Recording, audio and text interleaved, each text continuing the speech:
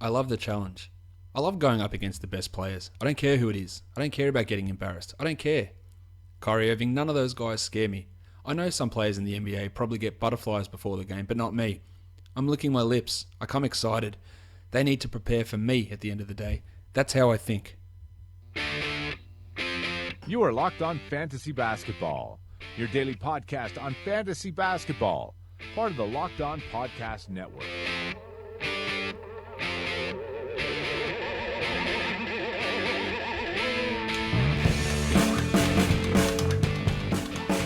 Hello and welcome to the Locked On Fantasy Basketball Podcast, brought to you by Fantrax and Basketball Monster. My name is Josh Lloyd and you can find me on Twitter, of course, at redrock_bball. Today's podcast, as all of the podcasts are, is brought to you by Fantrax. It is the best place to host your fantasy league, whether that's fantasy basketball, it might be fantasy football, it might be fantasy hockey, it might be fantasy soccer, it might be whatever. But we're obviously talking about fantasy basketball here, so go on to Fantrax. You can do everything you want on Fantrax. You can have minor league squads, you can do three-way trades, you can have salaries and contracts and future draft pick trading, which you can't do on any of the other sites. Any of you who are diehard Yahoo people would have been extraordinarily frustrated, I'm sure, when the Yahoo information came out at the start or at the end of last week. They opened their site. The rankings were absolutely abominable. I saw people defending them, saying, "Oh, of course they're not finished." That's fine. Why release them then? And the thing is that they were done, because if they were just a rehash of last year's rankings, which some people were suggesting, then Karl-Anthony Towns wouldn't have been sitting at 13, because he didn't come into last season ranked 13th. So the fact that those rankings were just so way off just shows that there's very little attention paid to fantasy basketball over there. The mock drafts don't work. I still can't get into them. The rankings are way off. Now, I'm not just saying this because Fantrax is a sponsor of the show, but it was really bad, those rankings. DeMarcus Cousins was at 41. Eric Bledsoe and Blake Griffin were both outside the top 100. Klay Thompson was ranked 8th, I think, from memory. Just stuff that didn't make a huge amount of sense. Now, they will get it fixed, I'm sure, but there's still always going to be discrepancies, and there's always going to be odd things. ESPN's got Trey Lyles ranked in the 60s. That's ridiculous. There are always going to be things like that, but the lack of care showed on Yahoo with LeBron not having a rank whatsoever is it's pretty poor. They will get it fixed, but if you're going to release something, if you're going to tell people you're going to release something on a certain day, you do it correctly, and you make sure that the mock drafts actually work, and you make sure that the rankings, while there's always opinion based in them, there is no opinion that can say, I think Blake Griffin's the 141st best player. There is no opinion that can make that make sense. It's just not. You could say he's the 41st best player, and I'd go, yeah, I'd probably have him a bit higher, but that's not bad. But you cannot say that I'd take 140 players ahead of Blake Griffin, because that means that you don't pay attention to basketball whatsoever. Now that intro's out of the way, which, by the way, was a promo for Fantrax, but I got a little bit sidetracked. Let's get to it.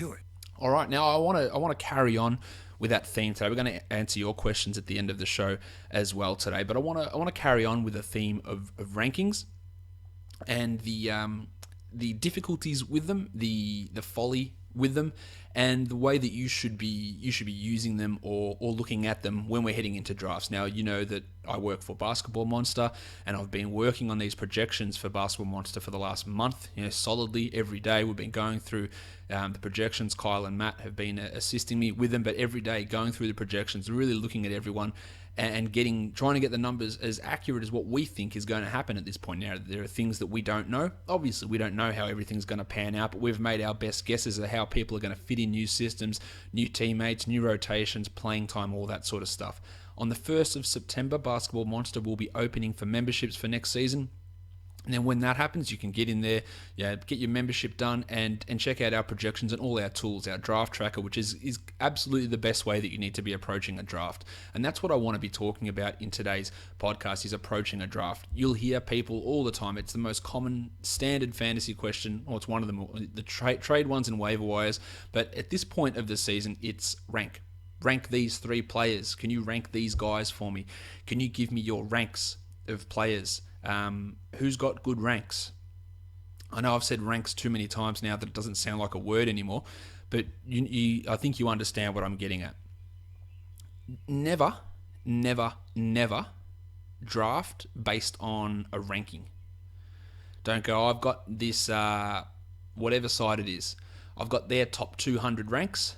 I'm going to go off that and I'm going to draft off it. Oh, the top 50 guys are gone. It's my pick. Who's at 51? Let's pick this guy. It's not how any of this works.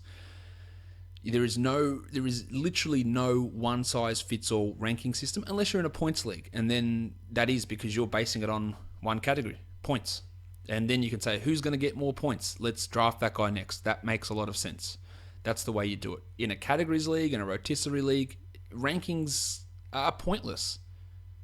Now, we at Basketball Monster, obviously, we do projections, and then that turns into rankings. Now, rankings are a great way of seeing things once stuff has happened, who's ranked number one at the moment, but projecting for ranks and using those ranks for drafting, it's not going to work. Now, we do projections, and like I said, that turns it into ranks, but it's not intended to be that the guy that comes out 23rd is the guy that gets picked 23rd. That's just not how it's supposed to turn out. And I'll tell you why.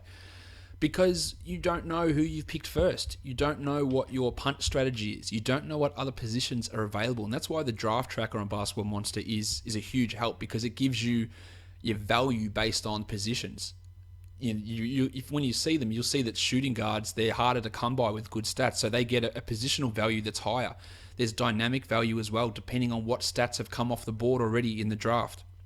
And it tells you know what, this guy's value is going way up because all the high free throw percentage, high volume guys have gone. And if you want to get free throw percentage and build it up, you're going to have to grab this guy because there's not many other of those players left. And that might be a guy like DeMar DeRozan who might be on a ranking, and I'm using air quotes here, on a ranking at 50, but you might be sitting at 40 and go, oh, look at my free throws, that's 76. I'm stuffed. If I don't get DeRozan and his 8 attempts a game and 84%, then I'm never going to be competitive in free throws. So if you want to be competitive, you got to go ahead and grab a guy like that, because those numbers start coming off the board. Oh, I need some scoring. Well, there's like 2 20-point scorers left. I might not need to get these guys higher.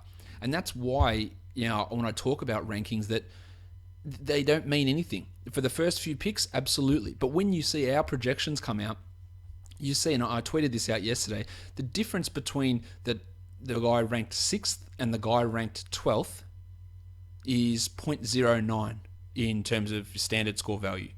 So really small amount. The difference between the guy ranked 5 and 6 is greater than the difference between 6 and 12. So once you get past those first 5 picks, pick whoever you want. Really, there's a big...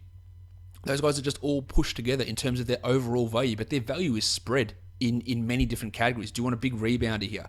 Hey, assists are harder to get. Maybe you're getting an assists guy here is a better option. Shot blocking, that's tough to get. Maybe that pushes a shot blocker up higher in that area. But it's not as simple as going, oh, you've got Karl Anthony Towns and ranked ahead of LeBron James. Should I pick him there? Well, it depends. It depends on what you want to do. It depends on how you want to approach your team. Do you want to go big, or would you put Chris Paul ahead of those guys? Because their numbers in terms of overall just total value comes out the same, but that's never the way you want to approach it. I'm happy looking at ranks for the first few picks, but after that, it all comes down to me pairing and building your team. And I've said this millions of times on this podcast. It's not about getting the best player. It's about building the best team. So you might have a guy that, this guy looks like a better player, but if he doesn't do anything to actually help your team win, what's the point of it? And people will say grab him and trade him later, but in my experience, that really doesn't work out in your favor. Either you don't get the sort of value that you want back for him, or you don't get the sort of player that you want back for him. And in general, not all the time, probably 75% of the time, it doesn't work out in your favor just grabbing a player because he's there, unless you're talking the last couple of rounds. It doesn't generally work in your favor grabbing a guy who doesn't do anything to your team in the early rounds and then hope to trade him. That to me is not a great... It's not a great scenario. It's not a great theory. In the last couple of rounds, absolutely, you can do that. Grab a guy.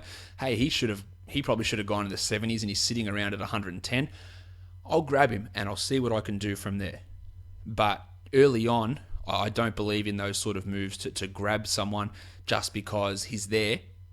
and then hope you can trade it, because in my experience, you never get the sort of value back that you want. And the reason that he started to slide is because other people don't value him as highly. So the fact that he's slid and then you've grabbed him, I'm going to trade him back to get great value off him. Well, if he had have had that great value in the first place, then the people that were drafting in front of you would have grabbed him. And they would have said, yeah, he looks like value for me, let's get him. So, and this happens a lot. Like, you do a draft, and straight after a draft, someone will offer you a trade, or in the middle of a draft, and I'll go, why would I trade for that guy when I could have just picked him myself? You wait for some games to play out. So I don't like that strategy at the top end. I think that was actually a question that was going to be asked in this pod as well. But I don't like that strategy in drafts. I like building a team, and building a team that makes sense through those first few rounds especially. So when we release our projections, I don't want you to look at them as rankings and go, okay, you've got this guy at 31. I think he's more at 35. It doesn't matter. As I mentioned, the gap between these guys is so squished up. Between 7 and 12, you're talking 0.06 in value. It's not a big gap. Between 24 and 36, you're talking about 0.19. The difference between number 1 and number 3 is 0.35. So that's how big that gap is there, whereas all the other guys are squished up. And as you get further into the draft, each round of value is like 0.06. So it's like half a round's value at the first in the first round. I hope all that makes sense. There's lots when you get to these middle rounds. I've got pick 60. The guy I want's at pick 72. Doesn't matter. Just get him. Just get the guy who you want and who fits what you want to do, because you're going to have a mixture of bigs and wings and point guards to get assists. You have shot blockers. You're going to have bad free throw guys, bad field goal guys. Which guy? Don't be afraid to let a guy. Oh, he had an ADP of 50 and we're at pick 65. Don't be afraid to let him slide if he doesn't help your team. And that's especially true in a rotisserie situation. You get to pick 80 and then Andre Drummond's there, and you go, Andre Drummond's still there at pick 80. Cool, let's grab him. Well, you just lost yourself the league. Despite it being great value, you've just torpedoed a category. Now, there is something to be said about, say you're at that spot at number 8, and which you can look at on the draft tracker as well. Where's your free throw percentage sitting in comparison to the league? If you're sitting at like 76% and you are the last place team in free throws already without actually getting a bad free throw shot or punting the free throws, if you're already last, someone has to get a 1. Then by all means, grab Drummond, because once you get to the last spot in 1 point, you can't get less than that. So do it.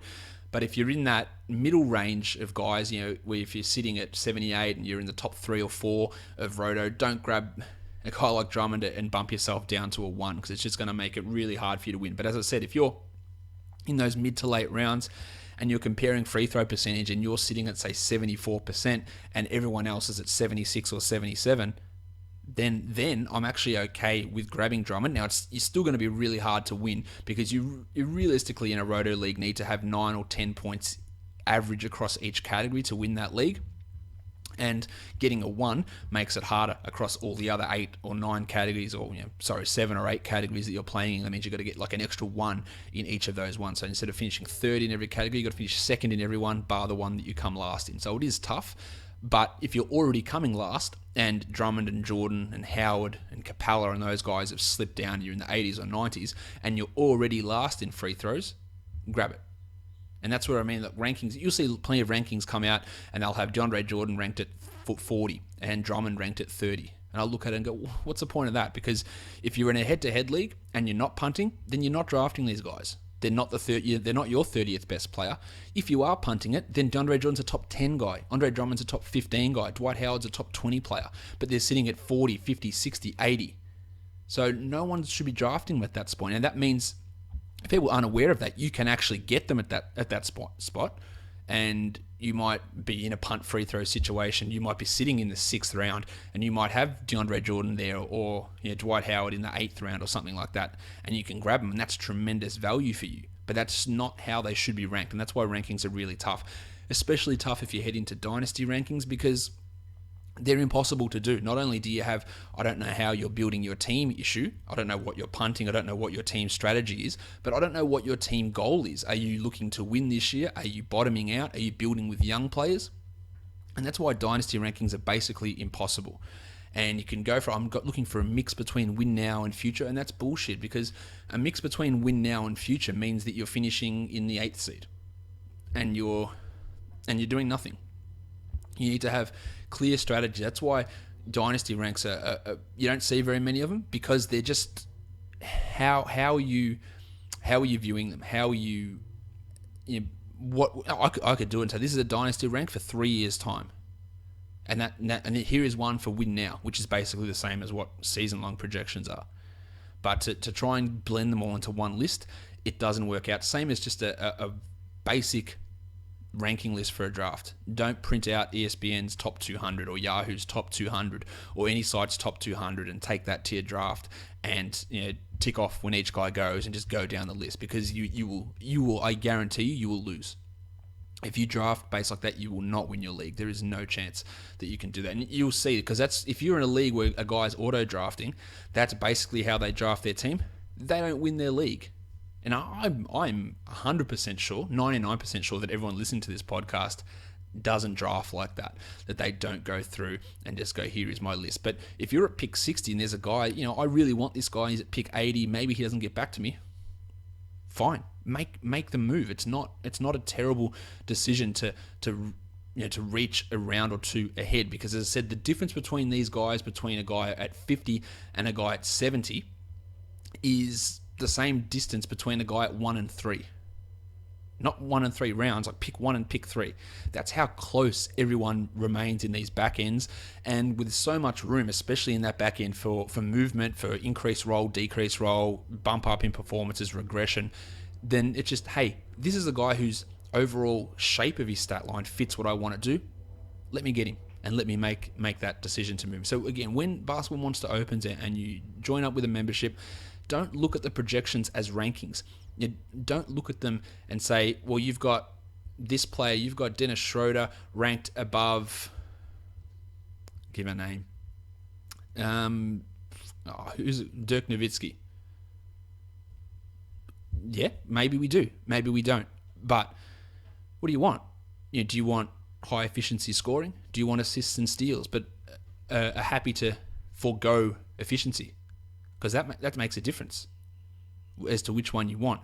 And on your person, that's why we've got that punting set up with the toggles. You turn the punts on. And when you do that, that gives you a better idea of what the ranking should be for your league. But even then, in a punt situation, putting that onto the rankings, that's not necessarily telling you the order in which to draft guys, because you still need to sometimes go out of order. And especially say you're punting in a punt free throw situation, there'll be most of your point guards, you get a fair bit of value from free throw percentage.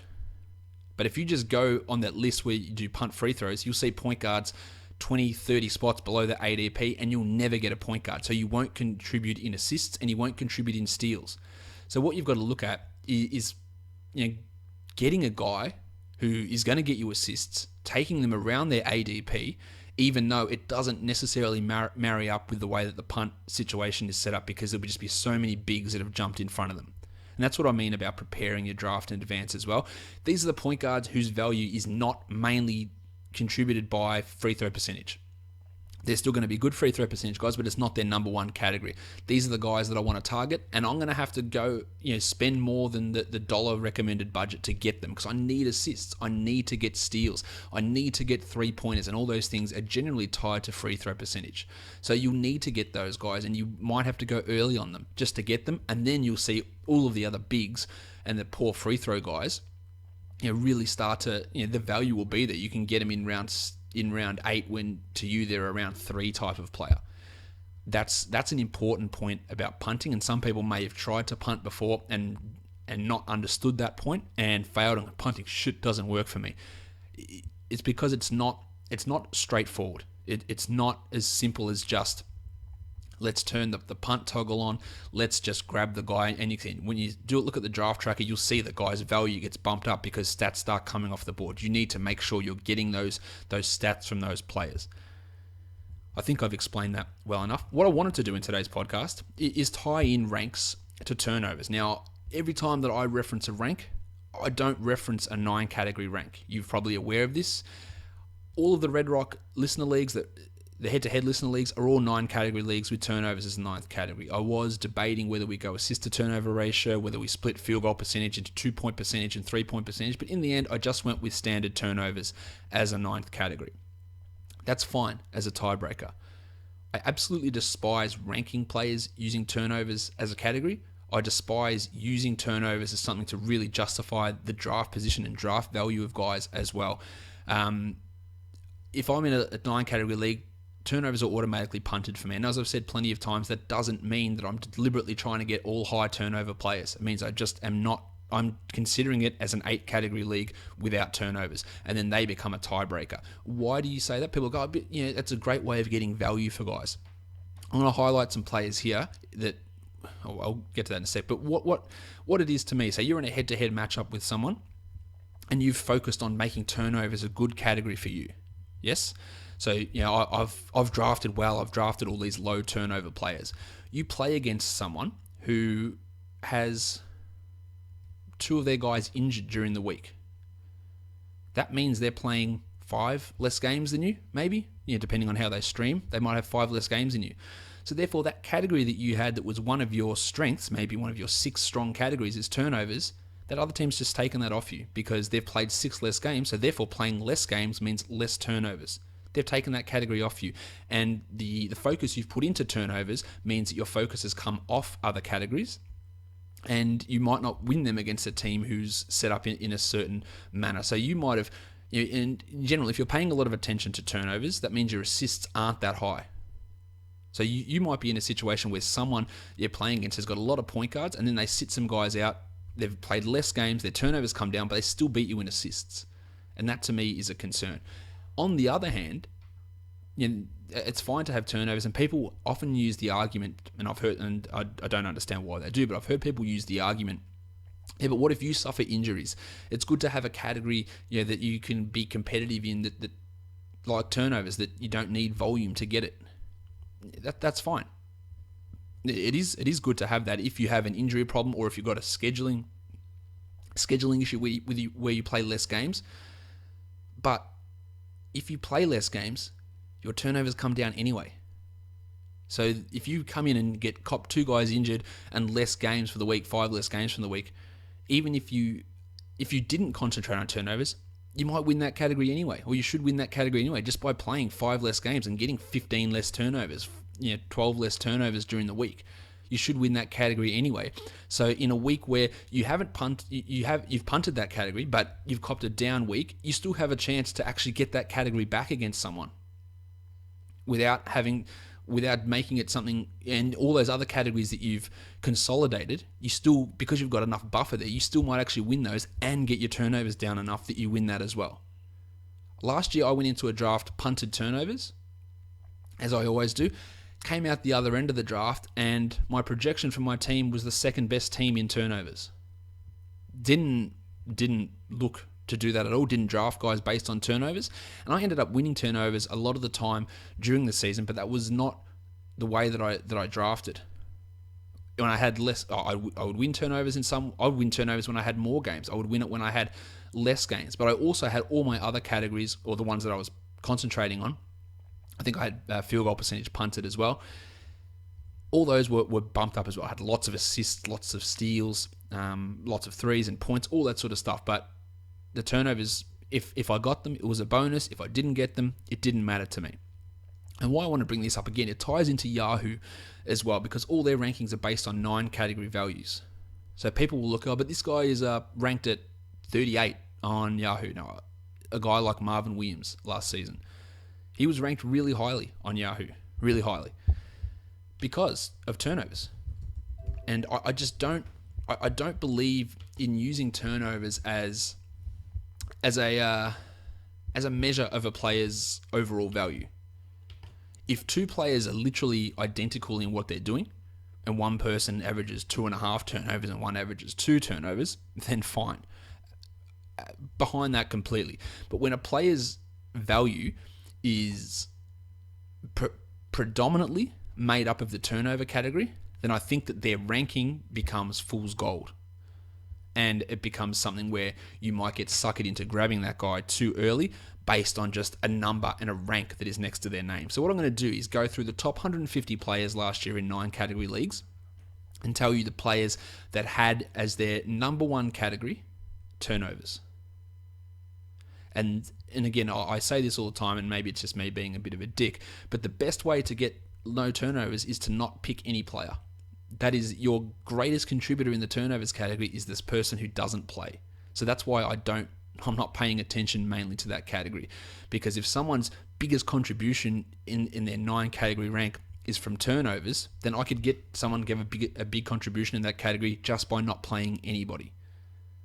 And it doesn't mean that these players have no value. It just means that their rank gets inflated by 10, 20, 30 spots because of a category that is a negative category, again, which if you didn't play anyone, you'd actually get a bigger return from them in that category. That might sound stupid to plenty of you, but it's just the way that I approach turnovers. Fine having them in there, despise them in a rotisserie format, fine in a head-to-head as a tiebreaker, but absolutely not something that I pay any attention to when looking at rankings. Let's go through it. Now, what I did is I went through the list of guys in the top 150 who had turnovers as their number one category.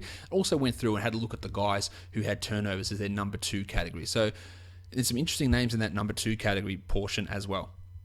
We want to start with the guys who had turnovers as their number one category, as their best contribution, and the poster child for that is Marvin Williams. If you had a look, he was inside the top 50 player last season. And I, for one, was, when I kept looking at what Marvin Williams was doing last season, it was, I felt like I didn't know what was happening. I felt like I didn't know basketball. I feel like I'm taking crazy pills. He came out of nowhere. He hit threes out of his ass that he never would hit before. He started blocking shots. He was grabbing rebounds. He was scoring. He was doing everything that a high draft pick should do. It just took him 10 years to be able to do it. But when you look at Marvin Williams and go, okay, Marvin Williams is a top 10 guy. He's not a top 10 guy. Marvin Williams, he was a top 50 guy, and you look at him on Yahoo, and his rank, I think, was 30s or something like that. Like, it is bullshit. You would never, ever, ever, ever, ever, ever, ever, ever pick Marvin Williams there. The fact is, he averaged 0.8 turnovers. It was comfortably his best category. And by comfortably, I mean like almost double the next category, which was his three-pointers. You take that away, and you make him into an 8 category guy, then he drops 20 spots or 30 spots down to like the 80s or 90s, and he's nowhere near as valuable in that situation. It's no turnovers, definitely, but it is taking up such a big chunk of what his ranking is that if you're looking at those numbers in isolation without knowing that you might go, I need to get Marvin Williams at pick 30 or pick 40, and it's just not the way that you should be approaching it. Toby Harris was a surprise one to me. Now, it was just his best category. I think it was 0.45 and the next category was 0.44, but still he got a lot of value from the turnover category. He didn't turn it over really at all. So that's another reason. He was at 1.4 turnovers per game. It was really close. His free throw percentage was actually his second best category than his rebounds. They were all pretty close, but turnovers was still his number one. I'm a big Toby Harris fan, but I think it might lead him to get a little bit overdrafted next season as well. Maybe not by too much, but it is a possibility when you look at that ranking and look at those turnovers that it is a bit of a concern. Otto Porter, another one of those guys. He was absolutely brutal through the stretch of January, February last season. But again, you look at his overall numbers for the season, and he comes in as a top 60 type of player. Now, he's 11.5 points, 5 rebounds, 1.3 threes, 1.6 assists, 1.4 steals. Is that top 50-ish, 47 and 75? It's pretty good, but 0.9 turnovers really, really bumps it up. And again, it's his most significant statistical contribution. You take that out, and you might see him dropping down to be a player that's ranked 80th or 85th or something along those lines. And it's a significant drop-off again, and you don't. If you're just looking at, he finished 60th llast season, and if you're on your Yahoo site, which uses default 9-cat rankings, when you look at Porter and it will have his rank from last season and their preseason rank, whatever it is, you might be not necessarily fooled. That's maybe the wrong word, but you might say, yeah, he's a top 50 guy, and it comes from the fact that those turnovers were so low.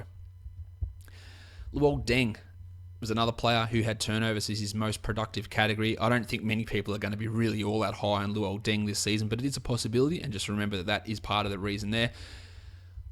Disappointed to say that my boy Gaz Harris, his best category was turnovers last season. I don't think that'll be the case this year. I think he gets his points, he gets his threes, and he gets his steals up this year. But his ranking, you might look at his stat line and go, that's not all that impressive. Why do people love him? And the number bumps up because of the turnovers. I think that will probably rectify itself this season.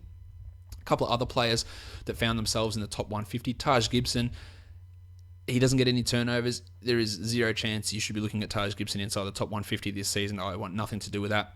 Cody Zeller and Al Jefferson, both of those guys. Now, I'm big on Cody Zeller this season. I think he takes a big step forward. I was obviously very down on Al Jefferson last season.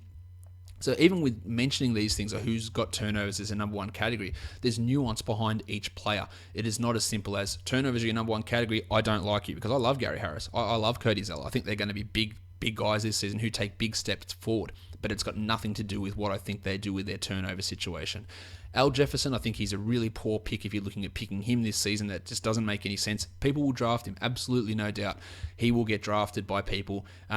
Ish Smith's got an ADP of 98 on ESPN. So dumb picks will get made, no doubt. Al Jefferson will be one that's not a great one to me.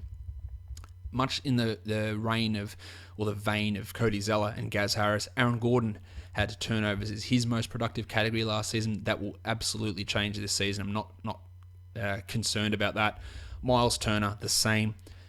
The pencil, Harrison Barnes, his most productive category was turnovers. That will change this season as well. But it is worth noting, if you look at his overall 9-cat ranking, it will be a lot higher, a lot higher than his 8-cat ranking, because it is his best category. He comes in as like 120th ranked guy in 9-cat when he's like 150th, I believe, in 8-cat rankings. I think that he does have a step forward this year. Courtney Lee, he is one of those ones like Marvin Williams that just every season, it's just turnovers is what is inflating his ranking, and that means he's not. He'll go to New York and he'll play big minutes, but he played big minutes in Memphis, he played big minutes in Charlotte, and he's barely a guy that's a top 150 player, and he is top 150 because his turnovers bumped him into that realm. He's not someone that I want to grab at that last portion of the draft. Ed Davis, a guy that you wouldn't even really consider in 8-cat leagues, he takes a massive jump forward for turnovers.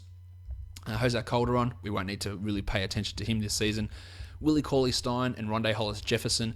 Hollis-Jefferson, I think, is going to be a massive breakout player this season, and it's got nothing to do with his turnover, so I'm not too concerned there. Willie Cauley-Stein, I don't know what to make of Cauley-Stein. I don't know how many minutes he's going to get. I'm not convinced he's getting 30 minutes, and by not convinced, I mean I don't think he is. We heard Dave Yeager on with Zach Lowe the other day, talking about playing Omri Caspi at the 4, talking about playing Matt Barnes at the 4, gushing about Skal Labissiere, about how much he loves getting Skal out there. Now, he said, this is what he said, and I'm paraphrasing because I don't remember the exact quote. He says, I probably don't expect Skal to be an all-star this year. Like, no shit for a start, but the fact that no one would have even considered, oh yeah, Skal maybe be an all-star, but the fact that he even put that in to say, oh look, just so you don't get confused, I don't think he's going to be an all-star. Like, nobody thought that. Yeah, you go. No, but Dave, we didn't think that Skal was going to be an all-star, but you must love him this much, and he must be showing some great stuff that you had to throw that qualifier out there. It was a weird sentence to me to throw out there about, he's not going to be an all-star. Like, no shit. No, not one person would have gone on and said Yeager loves Labissiere all-star. Nobody would have said that. But the fact that he went out and said that makes me think, shit, he loves this guy, and this guy is throwing out some big performances, and that really concerns me with Willie Cauley-Stein. I don't think Papagiannis is going to have any impact whatsoever. Costa Koufos is going to be buried, but Labissiere, real chance to play the 4 and to play some significant minutes there. So that's really going to have an impact on Willie Cauley-Stein, I think. Andre Iguodala and Danny Green, 2 players whose most of their value came from turnovers. Green, I think, has a real bounce back, but you'll hear talk of him. He was a top 25 guy last season, then dropped to outside the top 120. Yeah, he was top 25 because the turnovers were low as well. Yeah, he got a lot of threes, and he had great percentages, and he got steals and blocks, but the turnovers elevated him a lot, and they're going to continue to elevate him. Again, just don't pay attention. Brandon Bass was a top 150 player last year. Turnovers, massive. Yeah, my boy Kelly Olynyk, another thing. Now I think that Olynyk's going to get more minutes this season, hopefully, and hopefully play a bigger role. And he is really, tremendous upside. So I do like what Kelly Olynyk can do, but his rank last year was heavily influenced by turnovers. Jared Dudley, he's not going to be a sexy target, but Alan Crabb is a player that his 9-cat and 8-cat rankings were very different last season because he didn't average any turnovers. And there was times when, we have to add Crabb. He's getting 27 minutes a night. Cool. But he does nothing. He does nothing from a fantasy point of view. He hits threes. His percentages are okay, but their volume is pretty low. He doesn't score enough. Rebounds, assists, steals, and blocks, forget about all those categories. He gives you nothing there. And his just value is buoyed by turnovers. And as I mentioned, and I'll say it until I'm blue in the face or until someone calls me out for being a dick, the best way to get no turnovers is not to play anybody. And just Crabb doesn't do enough for me. He won't be a 150 target for me at all. Despite signing the new contract, he's actually got more competition for minutes this year than what he did last year. Thabo Cephalosha and TJ Warren round out the top 150 of players who they wouldn't be in the top 150 if turnovers were not counted. I'll run through the guys that have turnovers as their second most productive category, and there's some interesting names here. Dirk Nowitzki and Jay Crowder. So they get big bumps. Now, I think Crowder found himself inside the top 40 in a 9-cat situation. I just wouldn't take him in that spot, again, because turnovers are influencing a lot of what he does, and he just doesn't feel like a top 40 guy. Same with Dirk. I really like Dirk, but to me, that is a big influence.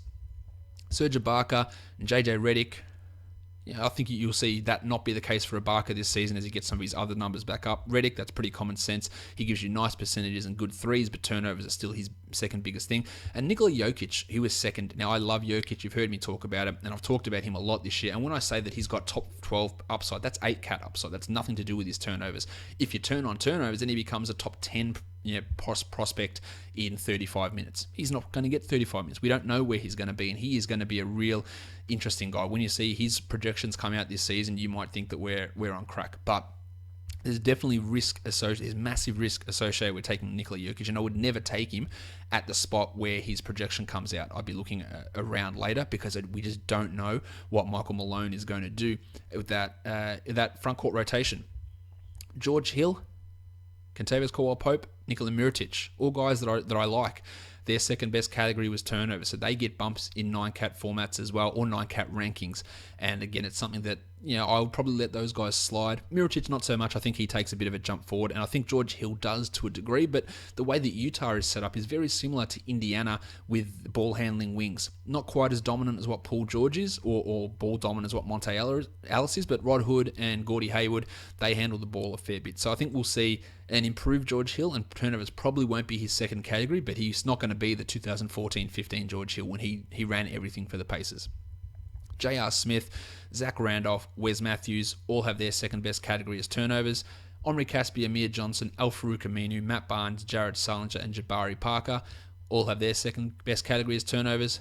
Damari Carroll, PJ Tucker, Kyle Korver, Tristan Thompson, Zaza Pachulia, Marcus Morris, Jared Bayless, Steve Adams, Mike Beasley, Cole Aldrich, Tony Allen, and Mirza Teletovic. That is the run of guys whose best category or second best category is the turnover category. And I think I've gone through it ad nauseum as to what my thoughts are on using that as a ranking system, because it does, to me, throw things off completely.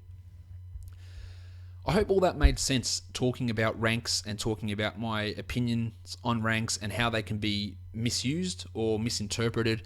And your best off is using customizable projections. And that's not just me saying go and check out a customizable projections at Basketball Monster, because that is clearly the best way to me of being able to set up your draft and build your team the exact way that you want to build them.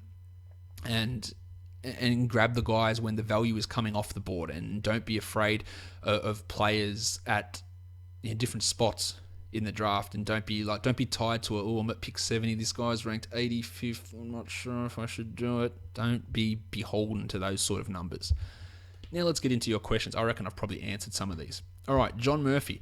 If you are in a punting situation and someone who excels in the category you are punting falls several rounds below your no punt rankings, do you snatch them up to trade because of their eventual value to the rest of the league, or do you stick to your punt rankings? I'm not talking about 10 or even 20 slots, but 40 or 50 slots beyond where you think they should go. Example might be if Gallinari drops while you're punting free throw percentage, or Valanciunas if you're punting field goal percentage. Well, I mentioned this before. If they're dropping 40 spots what makes you think that you can trade them back to the league? Because if the league valued them 40 spots higher, they would have drafted them 40 spots higher. So drafting them just because I want to trade them back to the league at their actual value, it's not going to work, because if they wanted them, they would have picked them. In saying that, if I'm punting free throw percentage, it's a big category for Gallinari. But I'm not avoiding him because he has good free throw percentage. I might need his potential 20 points a game. I might need his 2 threes a game. I might need his rebounds and his steals. I might need those things. And they might actually fit in with what I need to do. So as I've said plenty of times, and people do disagree with me, the definition of punting is not getting worse in a category. It is literally ignoring that category. You punt 2 categories in a 9-cat league, you are now playing in a 7-cat league. That is how you should be approaching the draft. I am building 7 categories. I am not deliberately getting worse in a category. You should not be avoiding someone who is good in the category you're punting. You should be looking at where are their strengths. Think positive, people. Be positive. The power of positivity. Look at what the person does well. Look at what their good categories are.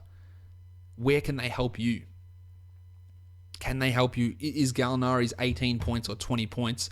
That's really valuable. Yeah, my free throw percentage is sitting at 69% and he's an 85 guy on 8 attempts. Huge. But where else am I getting 20 points from at this point in the draft? Same with Valanciunas. Oh, he gives me 10 rebounds. He might give me a block and a half. He might give me 18 points, plus he gives me solid free throw percentage. Oh yeah, but I've punted field goal percentage. Oh well. And on Basketball Monster, you can toggle that off. You can see where their value lies in that situation. But you know, how do their positives help me? How do the remaining positives help what I do? Joseph Diffenbach says, in a 12-team league for either roto or head-to-head, what would be your preferred draft slot? How many rounds ahead of ADP would you reach for a player you really wanted, since most ADPs and ranks are more like guidelines and gospel? That's exactly what I was just trying to say. ADPs and ranks, I've got no problem reaching 2 rounds. If someone's got an ADP of 90 and I'm sitting at 70, fine. If someone's got an ADP of 90 and you've got pick 90 and you wait till pick 90, you'll be disappointed.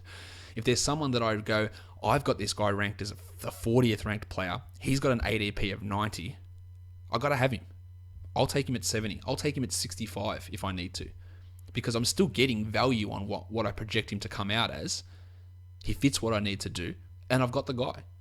Rather than wait and wait and wait, and then me not get a guy who could return tremendous value. Happy with going ahead of that. Preferred draft slot. I think the top 3 is still the spot you want to go, but after that, I actually like going 9 through 12 better than the mid-ranges, because the way that all the value is squished up between that 6 to 12 range, then if you pick, say, 11 or 12, you get the guys at 13 and 14. And the guys at 13 and 14, based on our current projections, are a lot more productive than the guys at, say, 17 and 18, which you would get if you pick 6. You pick 6 and you pick 15, 16, that middle range there. You actually get more combined value by picking 11 and 14. Because the guys sitting at 13 and 14 are closer to that top 12 than the guys after that. Obviously, but there's a bigger gap between those players. So I would rather be picking at the end of the first round, getting 12, 13, 11, 14, 10, 15, that sort of range, than going 6, 18 or 6, 19, whatever the combination is. Because I think you get return more value from those 10, 11, 12, maybe even 9 spots than you do by getting 5, 6, 7, 8.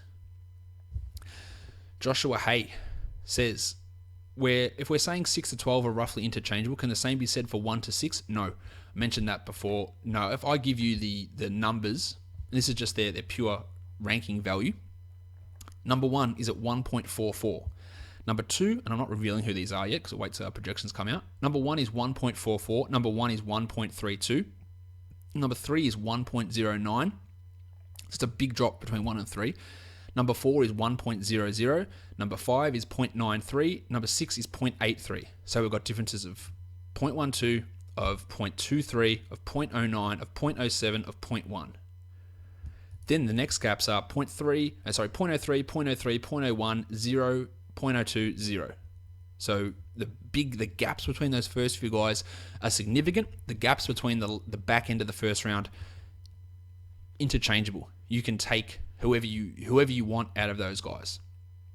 You basically, out of those last 6 players or 7 players, if you're looking at just how the value works, just take who you want, take who you believe in, take how you want to build your team. That's the only way to do it. But those first few ones, there's definite differences between those guys.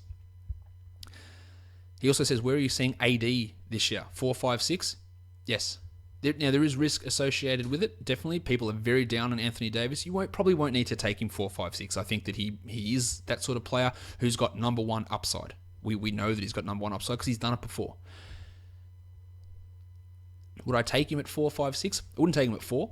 I probably wouldn't at 5. I'll really look at it at 6. But I think that if you're sitting in the 9 range, you're going to have so many guys. I think you're going to have a choice between Davis, you're going to have Chris Paul, you're going to have LeBron, you're going to have DeMarcus Cousins at pick 9 potentially. You're going to have a great selection. And yeah, you know what? Davis might get injured again. So might Karl Anthony Towns. So might James Harden. And Davis has been injured a lot, yes. I know that, but he also has his maximum games played is 69, I believe, or 68, but his minimum is also 61. So it's not like he's missed a whole season. He's missed a lot of little pissy things. I understand that. I've got, and it's just a gut feel, I've got pretty good feeling about Davis for this season. I think that he plays 75 games. If I had to, and it's, you know, when we look at the projections that we do, I have to be sort of conservative with things and go that, you know, his track record doesn't say that, but I think that he can actually get to that. I think that he puts in a monster season. And if I'm picking at the back end of the first round, I'm actually okay with doing it. Now, if I'm in, say, three drafts, I wouldn't be investing in Davis in the first round in every one. I'd like to diversify a little bit, but I think that he can be a very, very good pick at that back end of the first round. Eric Spiropoulos says, hey Josh, can you give us a couple of under-the-radar big men who could have big seasons? Now, I don't know under the radar because it's hard for me to judge what everyone's radar is. I've got 4 guys down here who I think can be surprise packets. I think Gorgie Dieng can be a really big player this year. It all depends on what Thibodeau does.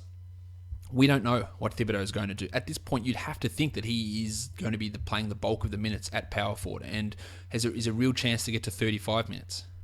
But Thibodeau could also say, nah, let's run Towns and Aldridge for big chunks and play Dieng 28 minutes. And that puts Dieng still in the top 60 conversation. But if he gets 35 minutes, he's a top 30 type of player. I think you'll find his ADP is much lower than that. So I think he's a great option. Clint Capella in a punt free throw situation is top 20 upside, and you are not going to have to take Clint Capella there. People will say, oh, you know, he's unproven.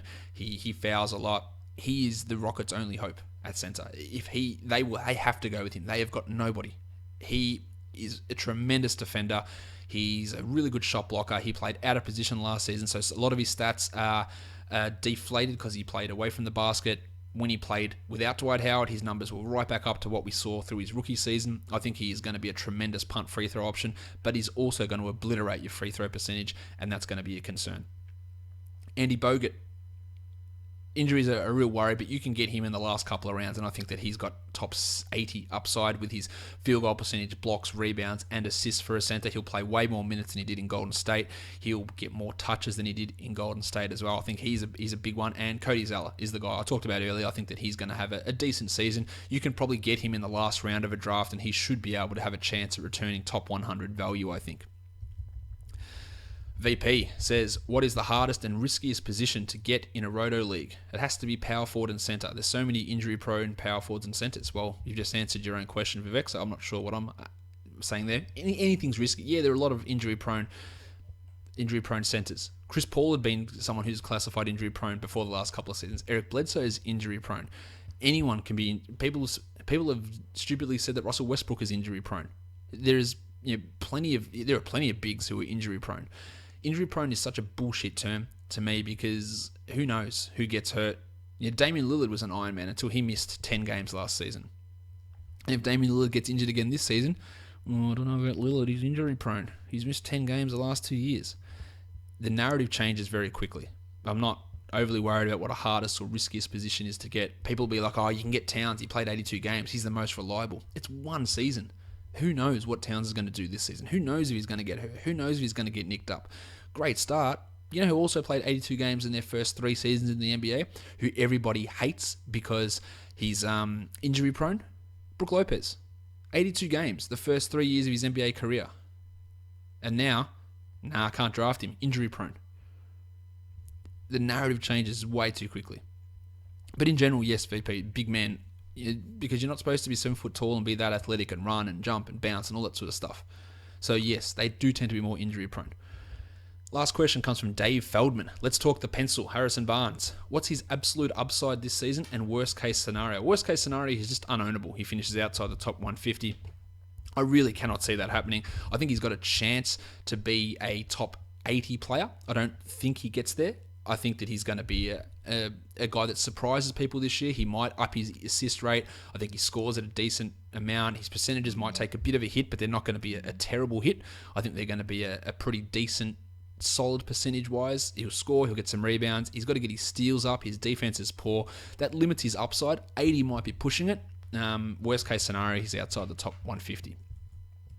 All right, that's it. We're done today, guys. We're going to have a lot of podcasts coming this week with some pretty exciting guests happening. I'm going to be having Nate Duncan on later in the week, and then we're going to be starting the team preview shows on Thursday Australian time, Wednesday night US time. We're going to be kicking it off with the Chicago Bulls with Sean Hyken from NBC Sports. We'll be doing the Chicago Bulls team preview podcast starting on Thursday. Nate will be here on Wednesday, and tomorrow's podcast, I'm still debating what I'm going to do. I've got a few topics up my sleeve, so we'll be doing another show for tomorrow. Again, don't forget, Basketball Monster, 1st of September, our projections are coming out, and then myself and Kyle will be doing an AMA on the Reddit Fantasy Basketball subreddit on Thursday once the projections come out, asking your questions, taking your criticisms, I'm sure, for any of the numbers that we've got there. And again, don't get too overly worked up about ranks and where people come in the ranks. It's all about projections and how a player fits your team. We are done for today's podcast, guys. Thank you so much for listening, everyone. See ya.